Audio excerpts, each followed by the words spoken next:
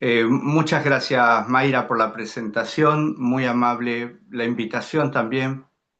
Realmente es para mí un privilegio compartir con ustedes no la parte central de este día, porque la parte central para mí siempre es todo.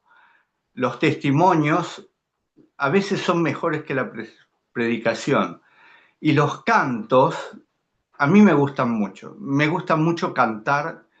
Yo no canto en público. Eh, Sé que mi voz no es lo mejor, aunque he participado en coros desde muy niño, pero como solista no. Eh, pero me gusta cantar.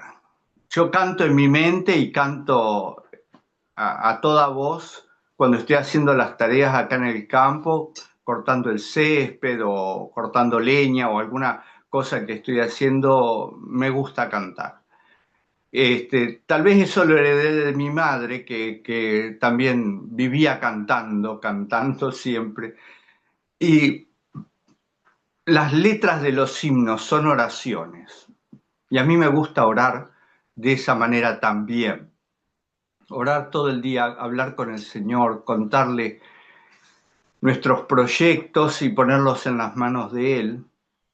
Porque yo creo sinceramente que el Señor es mi pastor, que nada me faltará, que en lugares de delicados pastos me hará descansar, porque a lo largo de mis 68 años Él me lo ha mostrado muchísimas veces.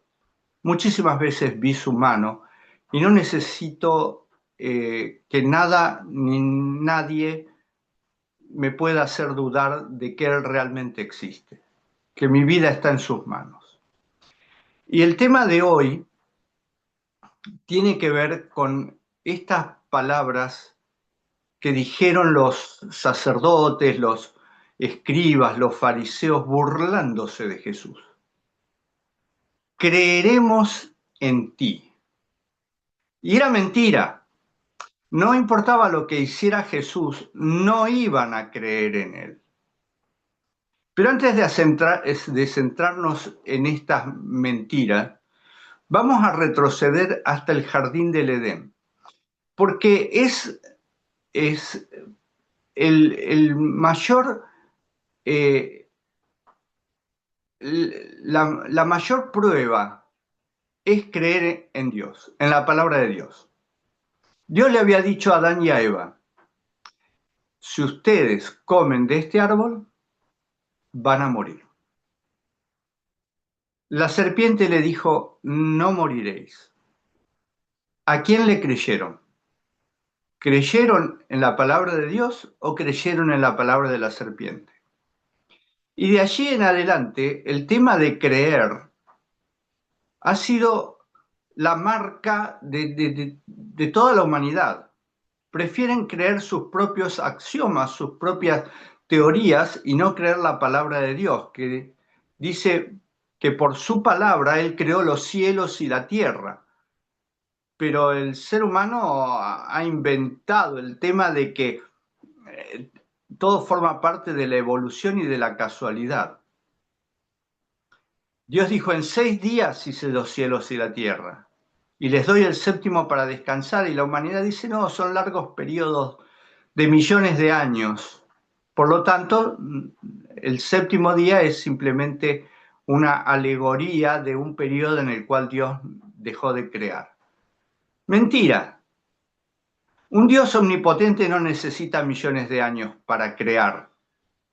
Él dijo y fue hecho, mandó y existió. Es así de simple.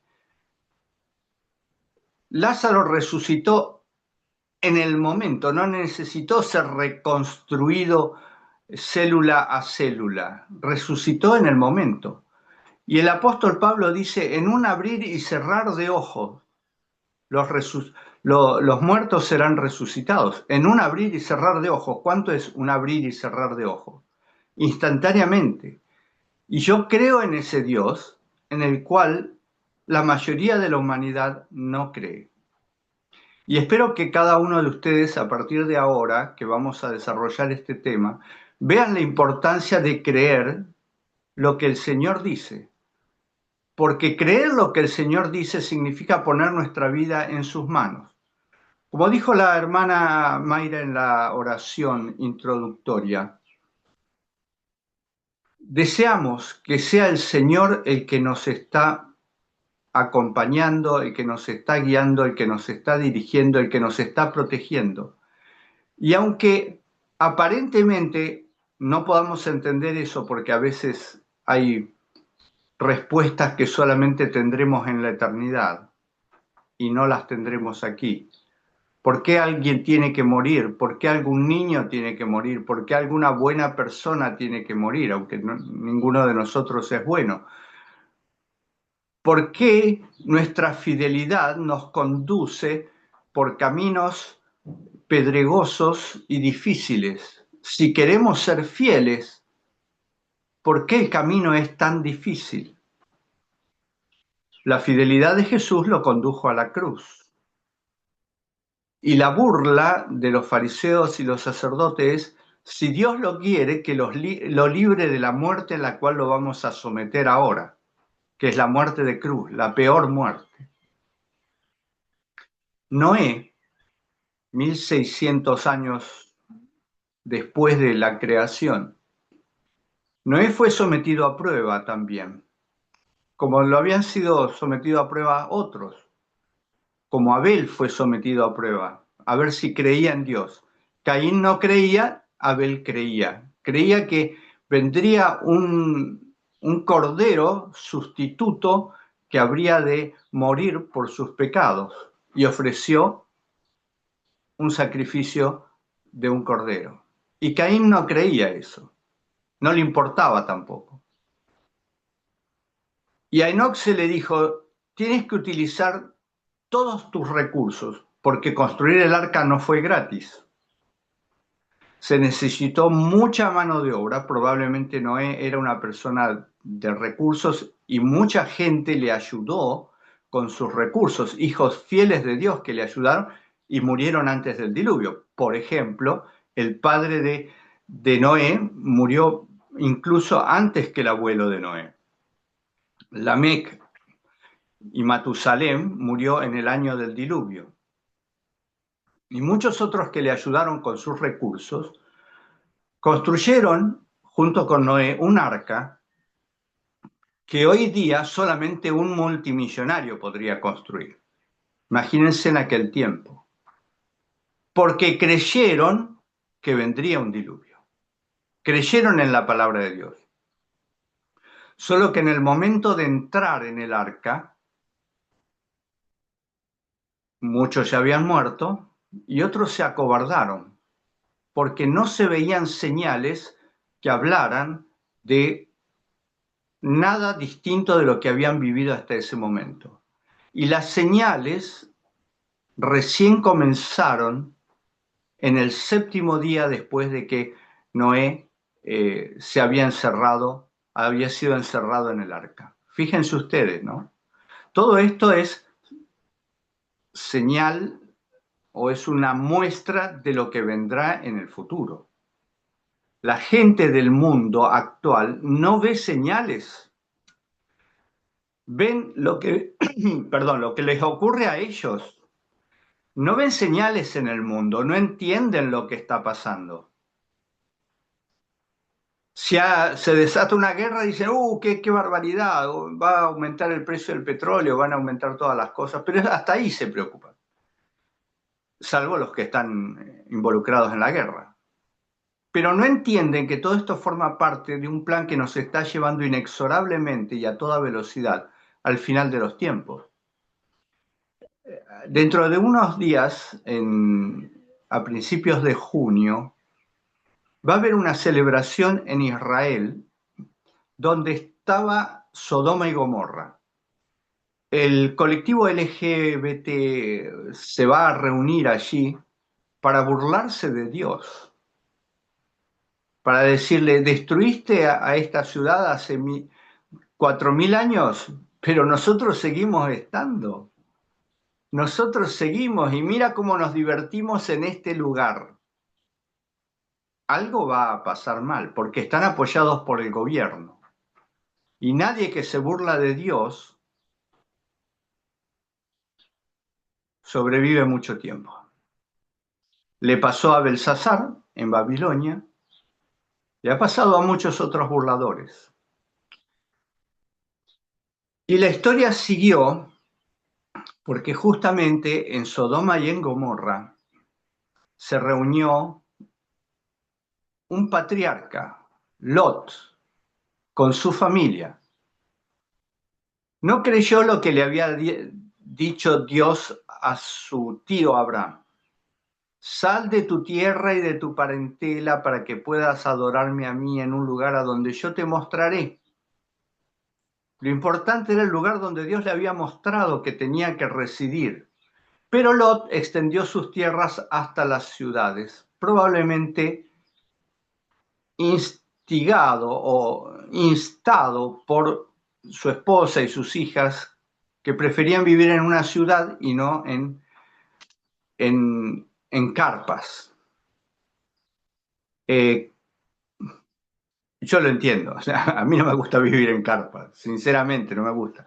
Lo he hecho cuando era miembro de los conquistadores y todo eso, pero ya pasó. Entonces, si puedo dormir en una cama dentro de una casa, muchísimo mejor. Y creo que a mucha gente le pasa eso. Y le pasó a la esposa de Lot y a las hijas y les gustaba vivir bien con ciertos lujos, porque Lot era una persona que tenía un buen pasar, mucho dinero. Pero cuando vinieron los ángeles, los yernos que se iban a casar con sus esposas, no, con sus hijas no creyeron y se quedaron en la ciudad. Y cuando los ángeles le dijeron, no se den vuelta atrás, no se den vuelta para mirar atrás, la esposa de Lot no creyó que eso fuera importante y se dio vuelta y perdió su vida. ¿Ven ustedes la importancia de creer en la palabra del Señor? Que lo que va a ocurrir realmente va a ocurrir. Cuando José estaba prisionero en Egipto, en la cárcel, el copero y el panadero del faraón le contaron sus sueños y José los interpretó. ¿Quién le dio la interpretación a José? ¿Quién le dio a José la sabiduría para interpretar? Se la dio Dios. Y José creyó que lo que Dios le había dado, esa sabiduría para interpretar los sueños, era correcto. Y se lo dijo al copero y al panadero y resultó ser correcto. Y Dios lo estaba preparando para que interpretara otro sueño mucho más importante, porque estos sueños eran para el copero y el panadero, afectaban a ellos y probablemente a su familia, y nada más. Pero el próximo sueño, el sueño del faraón, afectó a toda una nación y a las naciones circunvecinas. Era mucho más importante y cambió la historia de José, de su familia y de Egipto, porque transformó a Egipto en una potencia. No era Egipto una gran potencia, era un país medianamente importante, pero pasó a ser una gran potencia después de las 7 vacas flacas, porque todas las tierras de todas las personas que vivían en Egipto pasaron a poder del faraón. No era así antes. Una historia muy interesante, hoy no tengo tiempo de desarrollarla, pero podremos leerla en el comentario bíblico. Lean, ustedes se van a enterar por qué Abraham, cuando hubo hambre en Canaán, fue a Egipto y no volvió a la tierra del norte, de Ur, de donde había salido, donde tenía parientes, y fue al sur, a Egipto. Y entenderán también por qué el faraón confió en que José sería importante y lo puso como gobernador de todas las tierras, siendo que aparentemente era un extranjero, pero no era un extranjero. Eh, Era semita. El faraón era semita, era descendiente de Sem. Por eso entendió que el sueño que él le había recibido venía de Jehová, porque los semitas recordaban a Jehová. Tal vez de una forma un poco cambiada con respecto a lo que entendía José y su familia, pero eran adoradores del mismo Jehová. Y por eso aceptaron a José, porque era semita. De hecho, la ciudad de Avaris, en Egipto, que fue descubierta hace relativamente poco tiempo, unos 50 años, la ciudad de Avaris que es la capital donde estaba el reino, la tierra de Gosén, donde se asentaron los hebreos. Esa, esa ciudad se llama Avaris en honor a José, porque Avaris quiere decir el hebreo José. Fíjense ustedes, y está la tumba de José, o sea, la tumba original de José, la que estuvo ahí hasta la época del Éxodo. Está todavía, y está la estatua de José, y la tumba de sus hermanos también están ahí. Fueron descubiertas, y la ciencia arqueológica da vueltas y dice, bueno, tal vez podría ser, pero las evidencias son porque todas esas construcciones son del estilo hebreo y no del estilo egipcio. Así que bueno, seguimos mostrando la importancia de creer en la palabra de Dios. Un Dios que dio 10 mandamientos y que el pueblo dijo, creemos en este Dios, aceptamos sus mandamientos y los vamos a guardar. Y resultó ser que no creyeron en ese Dios y no guardaron sus mandamientos. Ese es el error del ser humano, que cree que puede hacer las cosas por sí mismo. Porque creer no es una cuestión meramente psicológica o filosófica. Los demonios creen y tiemblan. Creer en Dios es acción en favor de lo que Dios dice. Si Dios dice, quiero que des un paso hacia adelante, pues tú tienes que dar un paso hacia adelante, aunque veas que hay un gran río Jordán delante de ti. Y Dios dice, pon tus pies adentro del río y las aguas se abrirán. Pero tienes que poner los pies adentro del río, no esperar en la orilla. Y esa es la forma de actuar del ser humano. Ese es el creer con fe. Ponernos en las manos de Dios y estar dispuestos a mojarnos adentro de las frías aguas del río Jordán, porque Él dijo que así se tenía que hacer. El asirio Naamán, instigado por sus colaboradores, se bañó 7 veces en el río Jordán. 7 veces. Si hubiera sido por él, se hubiera bañado 3 veces. Pero a la tercera vez, esto no sirve. O sea, estoy igual. No es que se va disminuyendo. Cada vez que me lavo se va disminuyendo la lepra. Está exactamente igual que la primera vez, que antes de meterme. Y a veces Dios utiliza gente a nuestro alrededor, gente buena que nos quiere, que quiere el bien para nosotros, para mantenernos en el camino. ¿Cuál es el problema de bañarte 7 veces? Le dijeron a Naamán. ¿Cuál es el problema? Vinimos hasta acá, hicimos más de 1000 kilómetros. ¿Y cuál es el problema? ¿Te va a bañar 3 veces nada más? Si te dijo 7, bañate 7. Y bueno, dijo Naamán, me bañaré 7 veces. Y solo fue limpio cuando salió después de haberse metido 7 veces. Porque ese es el simbolismo que Dios quiere que creamos, que entendamos. Perseverancia, otra palabra que entra dentro de esta conjugación de creer en Él.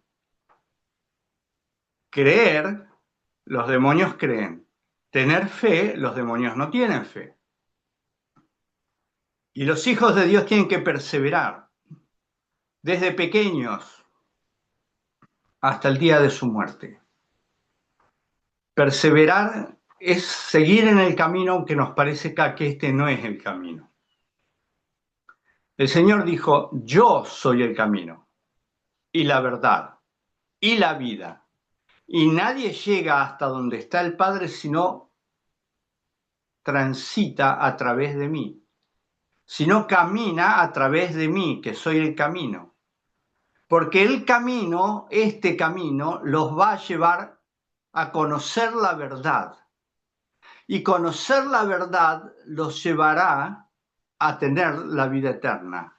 Y la vida eterna está en el Padre, que nos la dio a todos nosotros, a través de su Hijo, que es nuestro Creador. Qué difícil que es entender la Biblia. Mucha gente se llena de filosofía tratando de entender que lo que Dios nos pide es tan sencillo, tan fácil, que cualquiera lo puede entender. Un niño lo puede entender. Un niño no necesita saber griego ni saber hebreo para entender cuál es la voluntad de Dios. Y la voluntad de Dios es simple porque es, haz lo que yo te digo y vivirás feliz. Claro, esto lo tiene que decir un viejo como yo, que ya ha vivido 68 años en el planeta Tierra y ha visto mucho. No he visto tanto como otros que vivieron más y que han andado por otras partes del mundo. Yo he andado, pero relativamente acotado, ¿no? Pero he visto y he conocido mucha gente y he conocido testimonios como los que se presentaron aquí. Miles de testimonios de personas que confiaron en Dios y pusieron su vida en las manos de Dios y vieron a Dios actuar. Porque el Señor dijo que no habrá ningún justo desamparado ni su descendencia que mendigue pan. Y miren, les voy a contar una historia. Nosotros nos vinimos a vivir al campo a 200 kilómetros de la ciudad de Buenos Aires, esto es campo. Hace 26 años. Cuando llegamos, apenas llegamos, Satanás nos empezó a poner a prueba. Porque llegamos en marzo del año 2000 a vivir en una casa que ya estaba construida mientras se estaba construyendo la casa donde vivimos ahora. La casa primigenia la íbamos a dejar para mis suegros, pero ellos todavía no estaban aquí. Éramos mi esposa, yo y mis 4 hijos. La menor de mis hijos tenía 4 años. No sabíamos mucho de cultivar, era el mes de marzo, aquí en Argentina el mes de marzo es ya empezando el otoño. Hubo una crisis ese año en Argentina, empezó una crisis ese año a mediados del año 2001, 2001, sí, al año siguiente que estuvimos aquí. Una crisis económica muy, muy grande, muy grande. A fines del año 2000, ya se había iniciado aquí en el pueblo una campaña evangelística para formar una iglesia. La asociación bonaerense me pidió si yo podía ser el director de esta iglesia, sí, ¿cómo no? Yo ya era anciano de iglesia desde hacía como 15 años más o menos, así que experiencia tenía. Y cuando empezó la crisis, nos encontró en un momento en el cual el país no tenía dinero, o sea, los sueldos se pagaban con cheques sin fondo. El gobierno había cerrado los bancos y solamente daba $200, el equivalente a $200 por mes, que no servían ni para pagar los impuestos, apenas la electricidad y 2 o 3 cosas más. Así que la gente recurría al canje y al trueque, que le decíamos acá, y la gente iba por los lugares y decía, bueno, tengo miel, frascos de miel. le doy un frasco de miel si usted me da 1 kilo de tomates, porque lo importante era comer. Y nosotros no teníamos miel y no teníamos casi nada, porque dependíamos de los sueldos, y no había sueldos, así que llegó un momento en que estábamos realmente muy apretados de alimentos, muy apretados, y éramos 6 bocas. Mi esposa y yo podíamos aguantar, pero los chicos, nuestros hijos, estaban en crecimiento. Y un día llegó un fin de semana en que estábamos realmente muy, muy complicados con el tema de la alimentación y el dinero para comprar, porque la verdad era la alimentación lo más importante. Y resulta que llega una hermana de iglesia, de las recién convertidas, que se había bautizado hacía, no sé, un mes. Llega con una bicicleta y un cesto, un carrito, lleno de verduras y hortalizas, de todo tenía, de todo, zapallos, de todo. Resulta que esta hermana tenía una huerta y ya hacía muchos años que ella cultivaba la huerta, y justo en esos días había tenido una producción enorme. Y entonces dijo, uy, la familia del hermano Cúcaro me parece que pueden aprovechar esta sobreproducción que yo tengo. Entonces ella subió a su bicicleta, pedaleó durante más de 5 kilómetros, porque nosotros vivimos a 5 kilómetros del pueblo, en una zona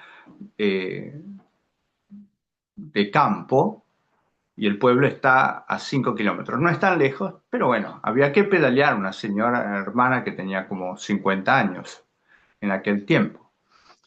Llegó a casa y nos llenó la alacena con esas verduras y hortalizas que ella tenía en su quinta. Nuestra quinta todavía no había dado nada, porque no sabíamos mucho del tema, teníamos que luchar con las hormigas, pero todavía no habíamos logrado tener una cosecha. Y esta hermana tenía una cosecha impresionante y la trajo gratis. ¿Y quién fue el que le dijo que nosotros estábamos necesitando? Nosotros no se lo dijimos. No andábamos por el pueblo diciendo, miren, no tenemos para comer. Si el pueblo estaba igual. La gente estaba necesitada de alimentos igual que nosotros. Y esta hermana, oyendo la voz de Dios, y hasta el día de hoy recordamos su bondad y el hecho de haber escuchado la voz de Dios y actuado en consecuencia. No he visto justo desamparado ni su descendencia que mendigue pan. Es creer que Dios cumple sus promesas. Por eso cuando el Señor dice, pon tu vida en mis manos y estarás seguro, yo sé que es así. Y yo quiero que ustedes también sepan que es así. Y que no se dejen llevar nunca por las personas que actuaron como estos hombres. Y voy a volver a leer los versículos que la hermana leyó al principio, que dicen así. Los principales sacerdotes, escarneciéndole, junto con los escribas y los fariseos, o sea, la élite gobernante de Israel, los que supuestamente saben todo, le decían, a otros salvó, a sí mismo no se puede salvar. Si es el rey de Israel, que descienda ahora de la cruz y creeremos en él. A sí mismo no se puede salvar. No podía salvarse a sí mismo. Él podía pedir que Dios le mandara una legión de ángeles que lo bajaran de la cruz. Pero el necio, el que no quiere creer, actúa de esta manera, ignorando el poder de Dios. Es lo que va a pasar en Sodoma en el mes de junio. Se burlan de Dios ignorando quién es Dios. No bajaba de la cruz porque el objetivo de su vida tenía que terminar en la cruz. Descienda ahora de la cruz y creeremos en él. Si Jesús hubiera bajado de la cruz, no habrían creído en él. Y ahora van a ver por qué. Versículo 43 dice, confió en Dios. Que él lo libre ahora, si es que tanto lo quiere. Si es que tanto lo quiere, que Dios lo libre. Porque él ha dicho, soy hijo de Dios. Que en realidad no lo había dicho. Lo había dicho el sumo sacerdote, preguntándole, ¿eres el hijo de Dios Altísimo? Y Jesús dijo, sí, tú lo has dicho. Pero él no dijo, yo soy el hijo de Dios, no importa.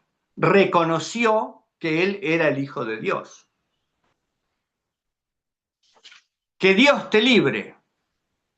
Bueno, vamos al capítulo 28 de Mateo.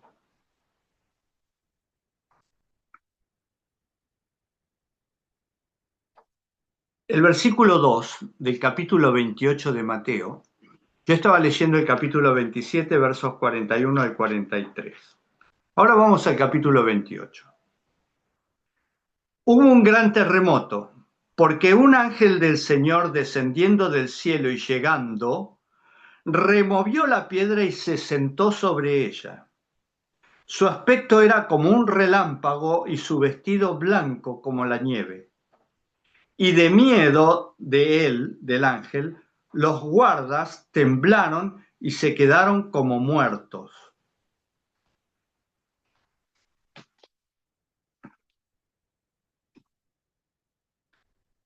¿Quién envió al ángel? El Padre de Cristo. ¿Lo libró de la cruz? No, porque eso era lo que tenía que hacer. Pero lo resucitó. Y mis hermanos, estos incrédulos burladores también existen en el día de hoy.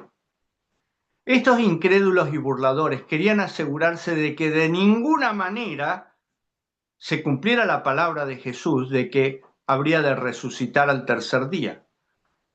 Por eso le pidieron a Pilatos que se asegurara la puerta de la tumba. ¿Y cómo se aseguró la puerta de la tumba? Clavaron unas barras de hierro a los costados de la piedra. Estaba la piedra que tapaba la entrada y a los costados de la piedra, para que no se mueva esa piedra, clavaron unas barras de hierro bien profundas y ataron de lado a lado para que nadie, y sellaron, para que nadie pueda abrir eso. ¿Y qué hizo el ángel? Simplemente con un dedo hizo así, todo se rompió, la puerta, la piedra rodó y Jesús resucitó. ¿Y quién relató esto? Si no había nadie más que los guardas mirando. Pues los guardas contaron sobre el gran terremoto, contaron del ángel descendiendo del cielo, contaron del ángel removiendo la piedra y sentado sobre la piedra, y el aspecto que era como un relámpago y su vestido blanco como la nieve. Eso lo contaron los ángeles porque Elena de White dice que Dios los sostuvo a los ángeles despiertos porque se hubieran desmayado del miedo. En realidad estaban temblando, pero Dios los sostuvo despiertos para que vieran lo que acababa de ocurrir y que lo vieran a Jesús salir vivo, resplandeciente de ahí. Y estos hombres, con el terror en el rostro, con el asombro y el miedo de lo que acababan de ver, fueron corriendo hasta donde estaba Pilatos para decirle las cosas. Pero antes pasaron por los despachos, por las oficinas de los sacerdotes.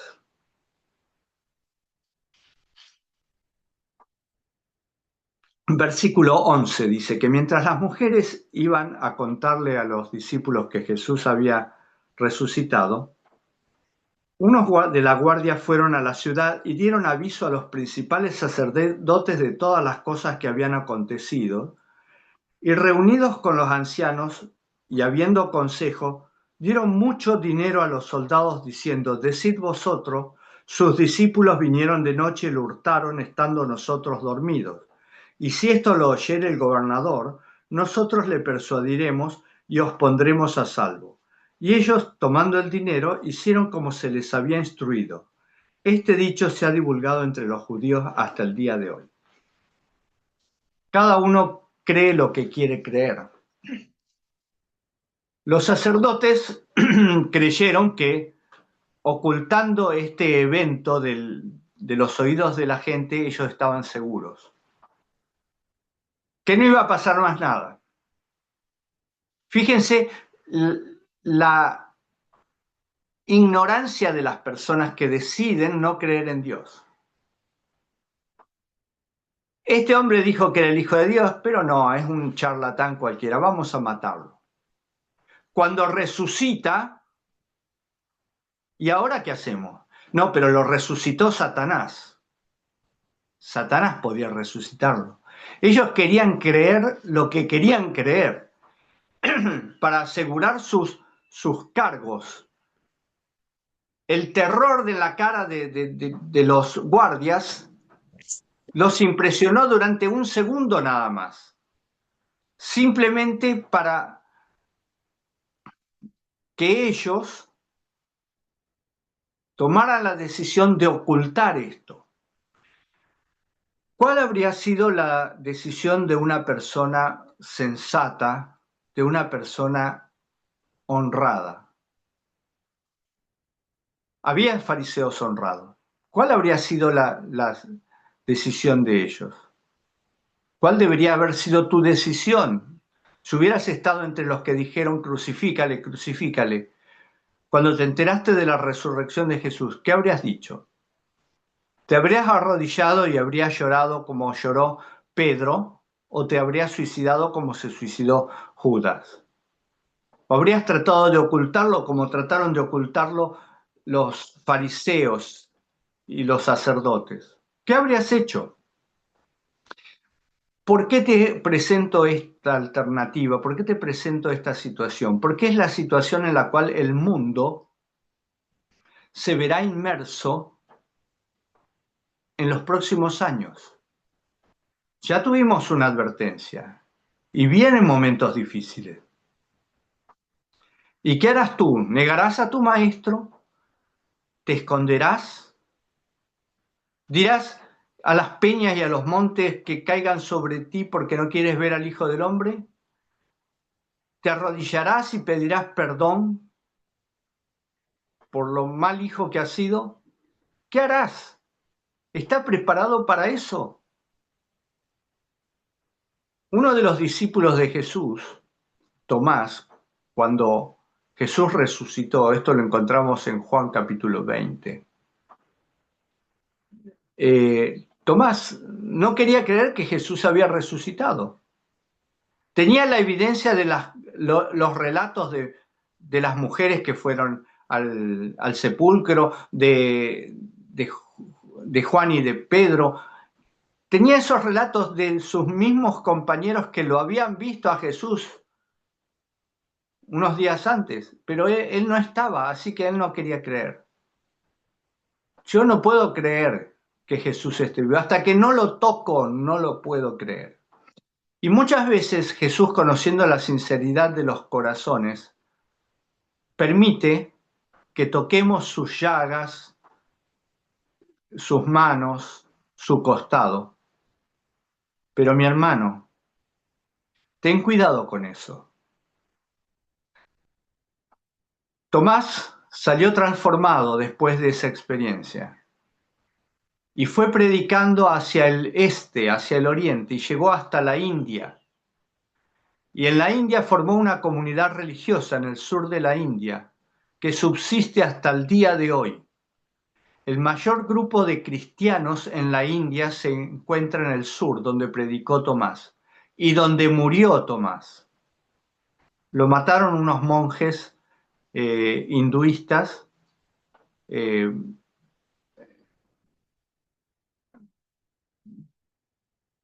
no querían escuchar más acerca de ese Jesús. No querían ver más la vida de Tomás reflejando la vida de Jesús.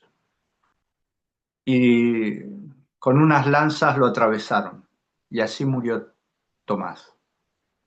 Su vida fue transformada y fue un sacrificio, como el resto de todos los otros discípulos, excepto Juan, el único discípulo que no negó a su maestro, que no huyó, que permaneció junto a la cruz, vivió hasta tener más de 100 años. ¿Cuál vida quieres tú? ¿Quieres creer por las buenas o por las malas? ¿Quieres ser como los sacerdotes, como Tomás o como Juan? ¿Quieres ser como Noé, como Abraham o como Lot? ¿O quieres ser como Job? Porque tendrás que pasar algunas tribulaciones, como Job. Y podrás decir tú también como Job, yo sé en quién he creído. Pasarás una tribulación como la de Jacob. Podrás decir, no te soltaré hasta que me bendigas. ¿Cuáles serán tus palabras en el futuro próximo?